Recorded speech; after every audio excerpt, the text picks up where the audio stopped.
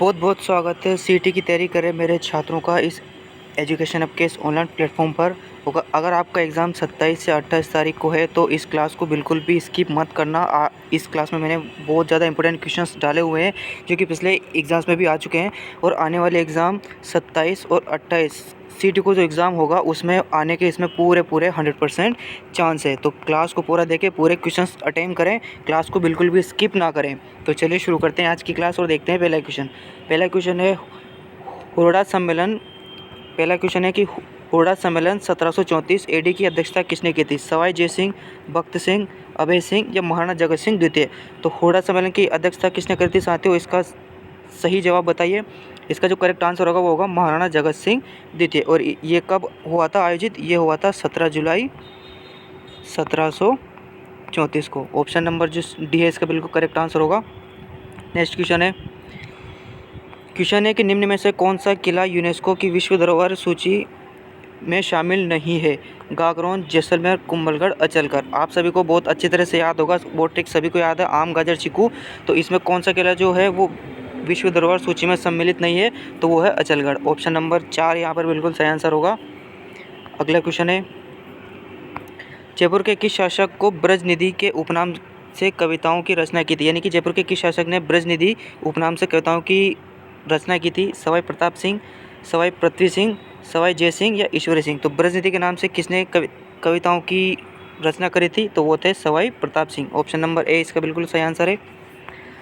Next question है निम्नलिखित में से प्रख्यात चरी नृत्यांगना कौन है? प्रसिद्ध बहुत शानदार क्वेश्चन है। चरी नृत्यांगना कौन है साथियों? मांगीबाई, फल्गुबाई, गुलाबो या तीजनबाई।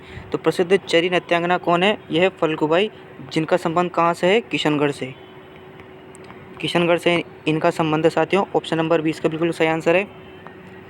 अगला क्वेश्चन है और बहुत ही शानदार क्वेश्चन है, कल्चर का क्वेश्चन है कि राजस्थान में स्त्री परिधान पोमचा किसे कहा जाता है? पीला, कंवर जोड़ या कटकी या फेटिया। तो पोमचा किस कलर का पहना जाता है? तो वो होता है पीले कलर का पोमचा। ऑप्शन नंबर जो ए है बिल्कुल इसका सही जवाब है।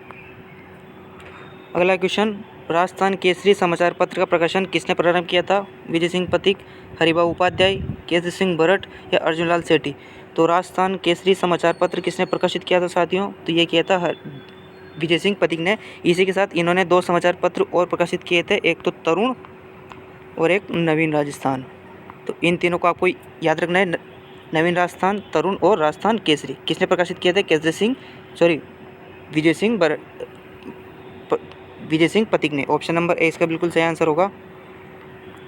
अगला क्वेश्चन है कि हल्दीघाटी युद्ध के बाद महाराणा प्रताप ने अपनी राजधानी कहाँ स्थापित करी थी? तो 1576 में हल्दीघाटी युद्ध के बाद में महाराणा प्रताप ने अपनी राजधानी कहाँ स्थापित करी थी? गोगुंदा, कोलियरी, चावंड या जावर। तो कहाँ पर अपनी राजधानी बनाई थी? तो वो बनाई थी चावंड में। और ये राजधानी कब बनाई थी? ये बनाई थी 1585 में। ऑप्शन नंबर जो सी है इसका बिल्कुल सही आंसर होगा।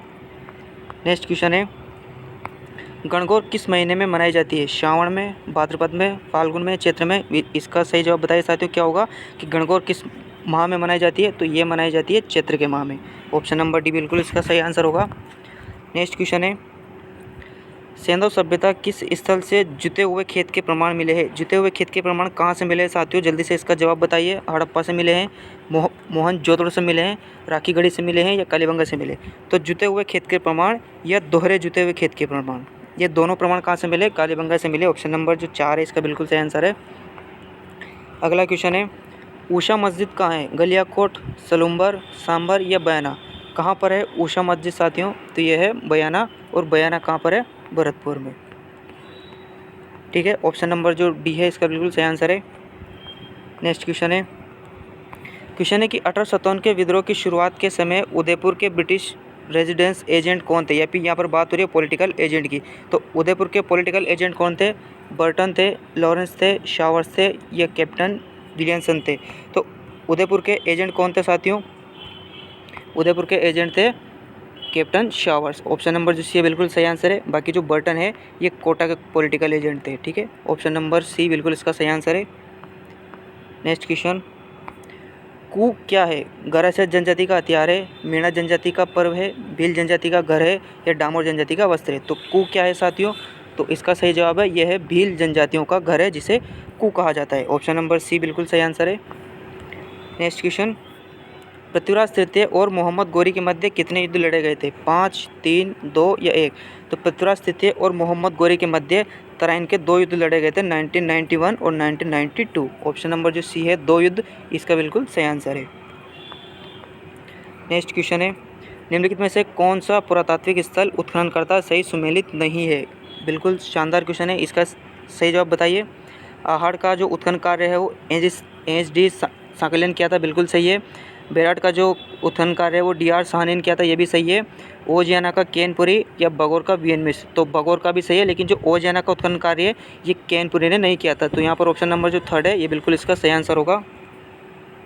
नेक्स्ट क्वेश्चन है, अगला क्वेश्चन है साथियों कि लोक देवता गोगा जी किस शासक के समकालीन थे? बहुत ही शानदार क्वेश्चन है। किस शासक के समकालीन थे? बाबर के थे, मोहम्मद बिन कासिम के थे, महमूद गजनवी के थे या अलाउद्दीन खिलजी के थे? तो लोक देवता गोगा जी जिन्होंने महमूद गजनवी से युद्ध करते हुए वीरगति पाई थी। तो ऑप्शन नंबर जो सी है इसका बिल्कुल सही आंसर होगा। अगला क्वेश्चन है, राजस्थान में सीताबाड़ी का मेला कहाँ आयोजित होता है? तिलवाड़ा, नोखा, केलवाड़ा या कोलायत?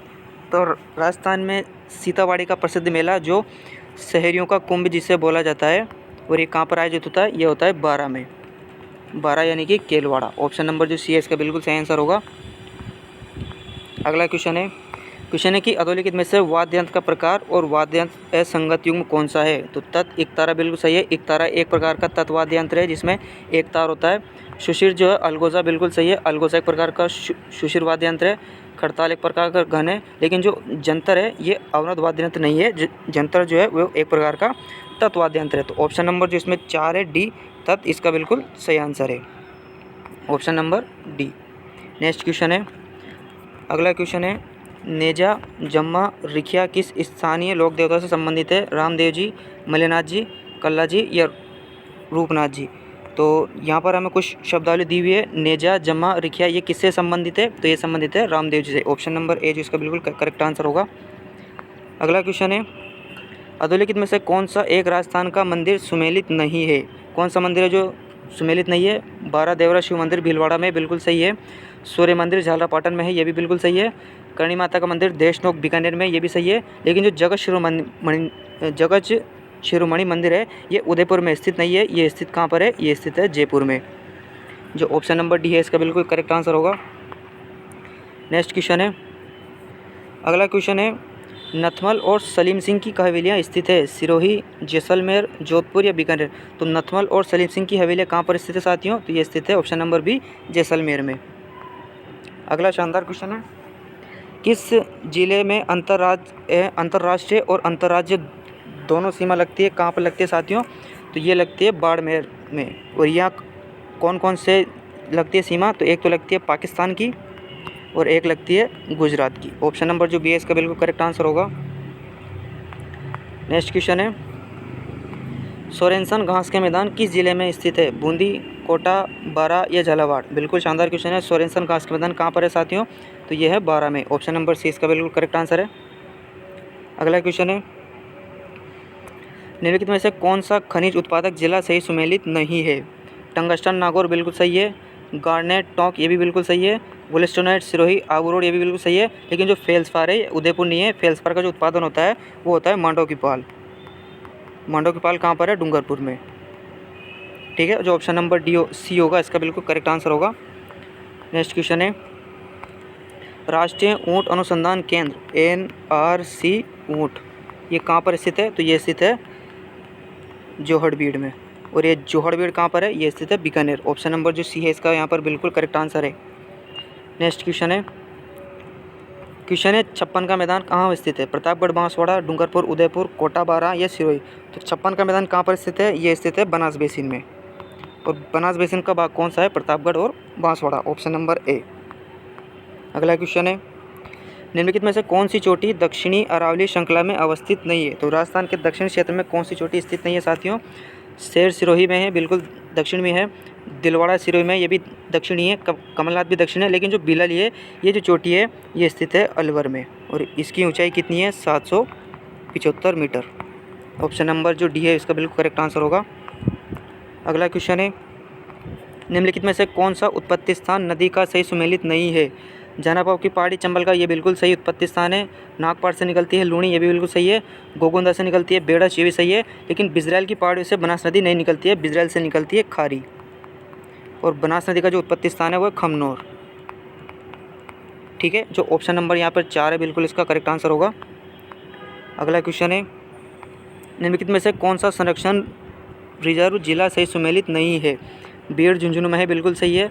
रोटू नागौर में है, ये भी सही है। सुंदरमाता जालोर सिरोही में, ये भी सही है। लेकिन जो गोगेलाव है ये बीकानेर में स्थित नहीं है। गोगेलाव जो स्थित है यह है नागौर में। ऑप्शन नंबर 4 इसका बिल्कुल करेक्ट आंसर होगा। आज का अंतिम क्वेश्चन है कि राजस्थान राज्य की प्रथम वन नीति किस वर्ष घोषित की गई थी? 2001, 1992, 2010 या 2020? तो राजस्थान की जो प्रथम वन नीति है ये घोषित की गई थी 17 फरवरी 2010 को, यानी कि ऑप्शन नंबर जो सी होगा इसका बिल्कुल करेक्ट आंसर होगा।